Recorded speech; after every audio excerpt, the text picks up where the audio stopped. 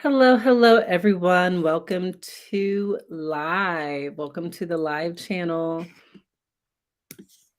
I am so excited. This is the very first Praxis Speech Sister Live as part of the Pediatric Speech Sister Network. I'm so excited. So, you can come here every single Tuesday and learn about tips and strategies that I use to help me pass the Praxis exam. Or maybe you are an undergraduate SLP or graduate student SLP and you just want to learn more ways to survive grad school or undergrad. Okay. So give me a minute. I'm getting things prepared because I'm also on Instagram Live. Okay. So it's really hard to find platforms that stream across both. So you're going to see me talking like this. All right. Let me go ahead and invite my Instagram speechies in.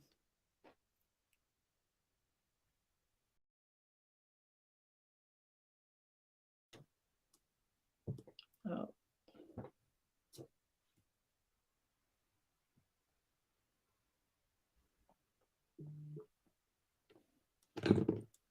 One second. Y'all might see my dog come in. He's been a little terror today as much as I love him. All right, 5 mistakes you're making. He's about to bust in.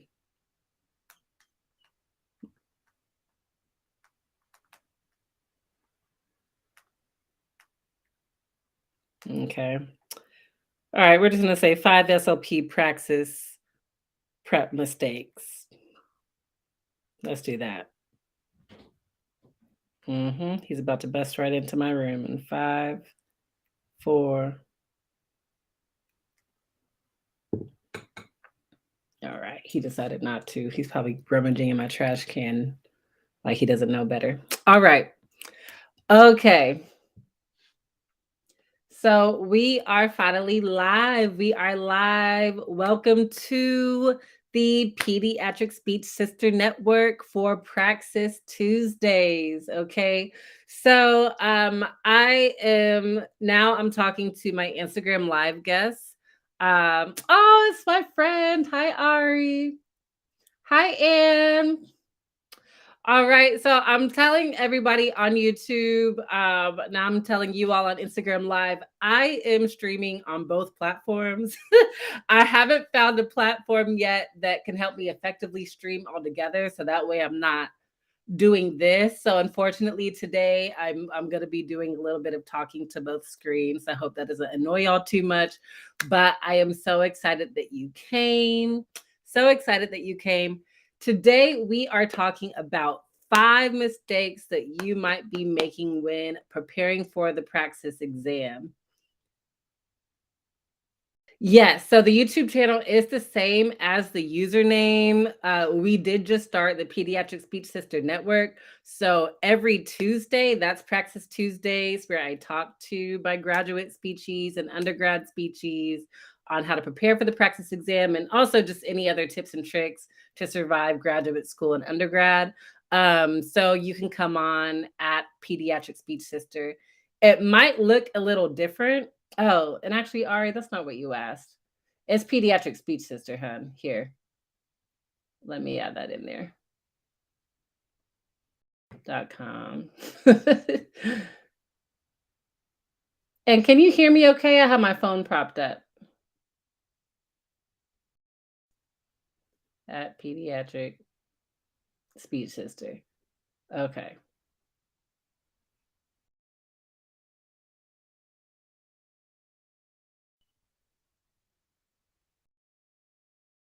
Ah, okay, great. Thank you, sister.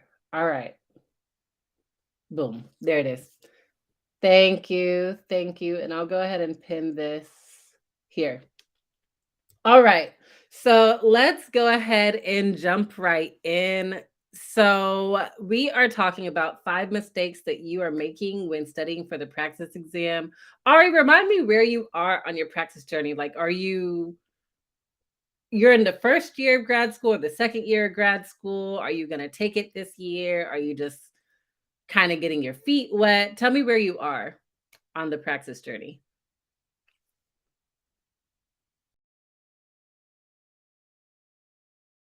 Okay.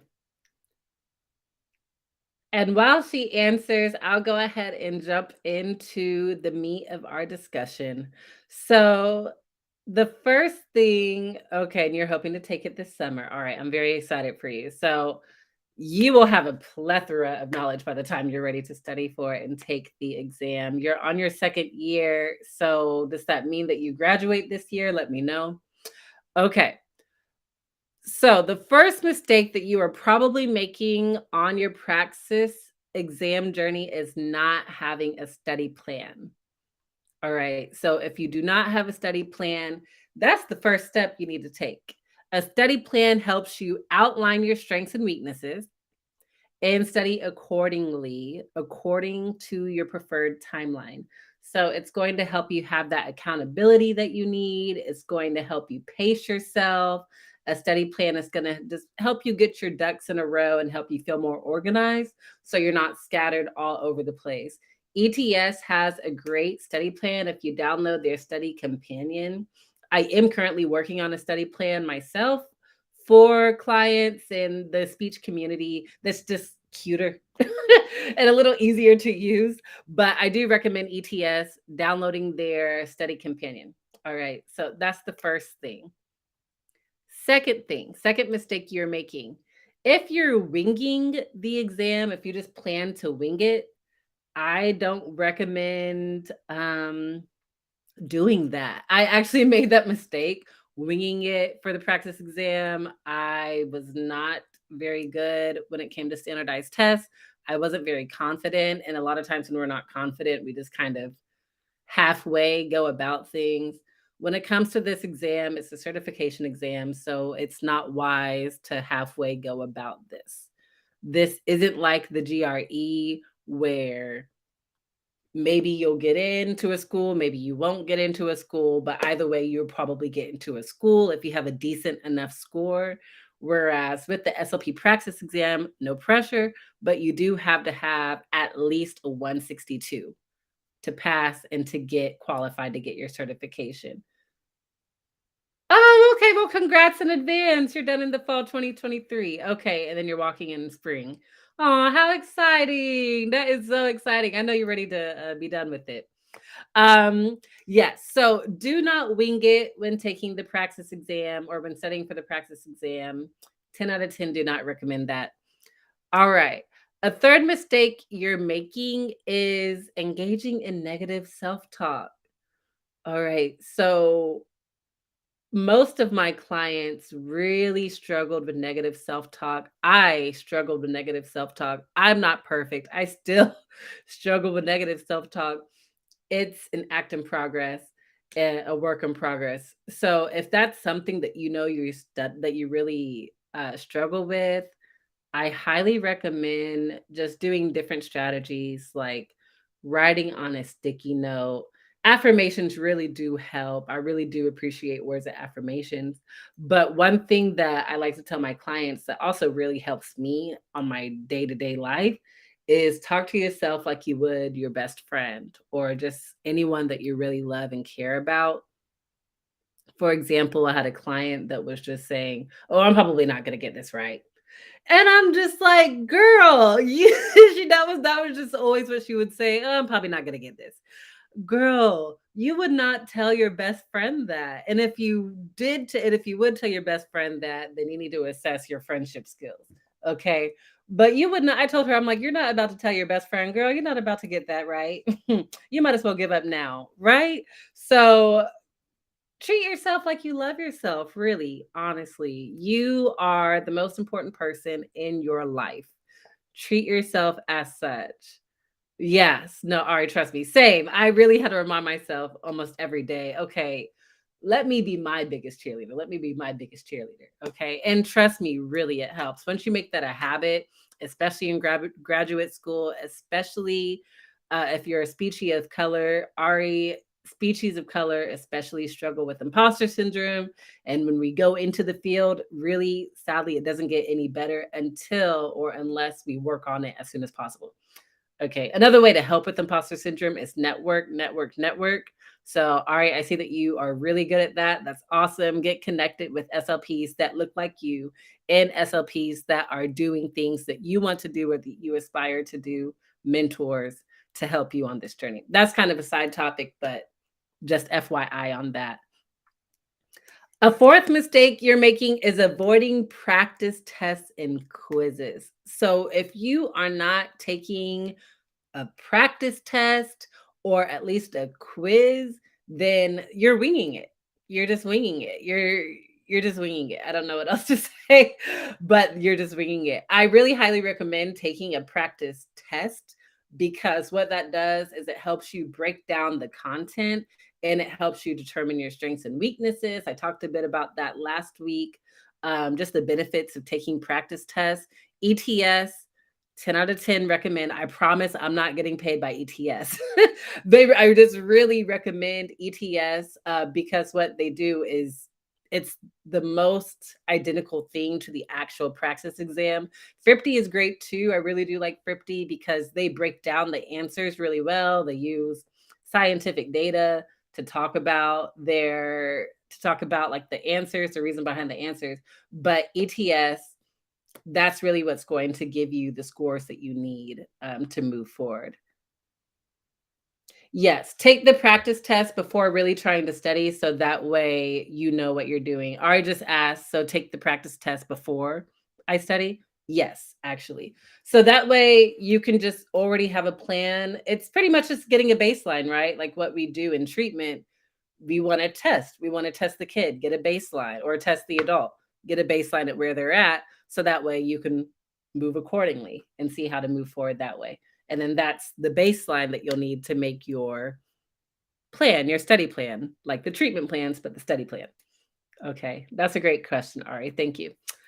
Okay, so the final mistake that you are making is remaining overwhelmed with the study materials. Last week, I talked about just different study materials I recommend you're using. But I'll go ahead and just reiterate if you are disorganized and doubting the effectiveness of your study materials, I recommend finding your learning style. Ari, have you checked into your learning style? Is that something that's helped you throughout your graduate school career so far? Let me know.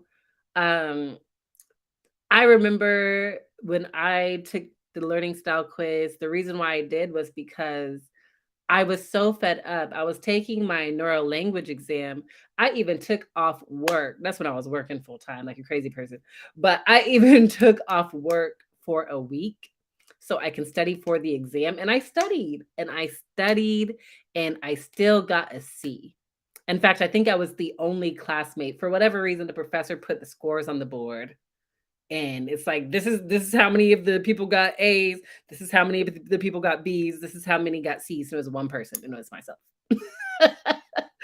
I was like, oh my gosh. So I talked to my mentor, who also ended up helping me a lot with this praxis. I talked to my mentor and she told me to look at my learning style. So I did.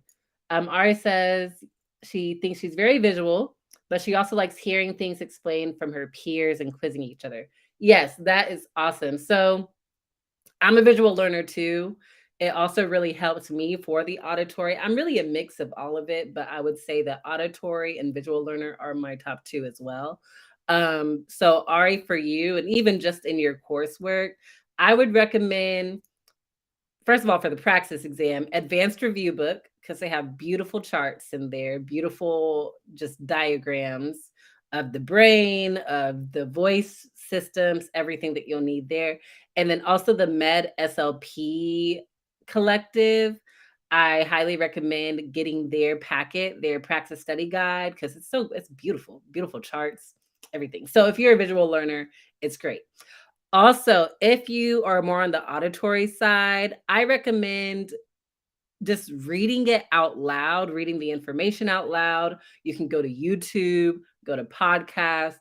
What really helped me was after I wrote it down and made pretty diagrams and everything and all the pretty different colors that I need, I would talk it out as if I was explaining it.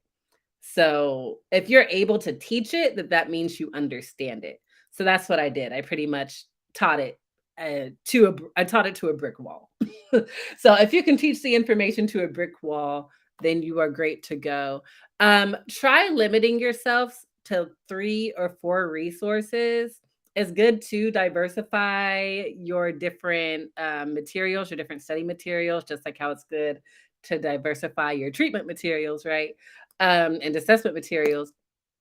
But for us, we want to be able to diversify our study material so that way we have perspectives from different sources. 9 times out of 10, they will be consistent. They 100% should be consistent. The only reason why I say 9 times out of 10 is because I don't want to be, someone to come back and say, "Hey, well, she said 10 out of 10." Don't do that to me, please. So that's why I'm saying 9 out of 10. But they should be consistent, 3 or 4 resources. If they aren't consistent, then that's when you are going to want to do some extra research. Again, I highly recommend Advanced Review Book. That book has some factual information, great examples, and also the Med SLP Collective. Ari said that you just joined the collective and you haven't checked out the resources. Yes, highly recommend that. Did you have any other questions, Ari? I see someone on YouTube. Any questions? Let me know before we head out for the evening. All right, no questions. Well, I hope this helped you. I hope this helped everybody online and everyone who will watch this retroactively. Come back every Tuesday at 7 p.m. If the time changes, I will put out an announcement about that. I'm trying to be mindful of everybody's graduate schedule and course schedule. I know when I was in school, I took class in the evenings. So let me know if this time works for you, but I really just want to make sure that you all are getting what you need. Okay.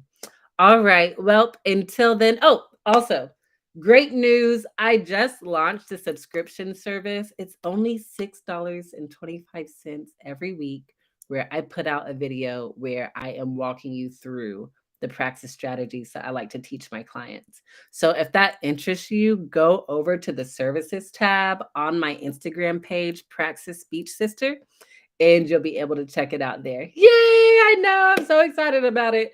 All right. So if you sign up now, you will go ahead and see the video of the secret tips and strategies to passing the praxis exam that really helped me out. But until then, Ari, I hope you have a great night. Get some rest. Thank you for coming. And thank you for everybody watching on YouTube. Bye.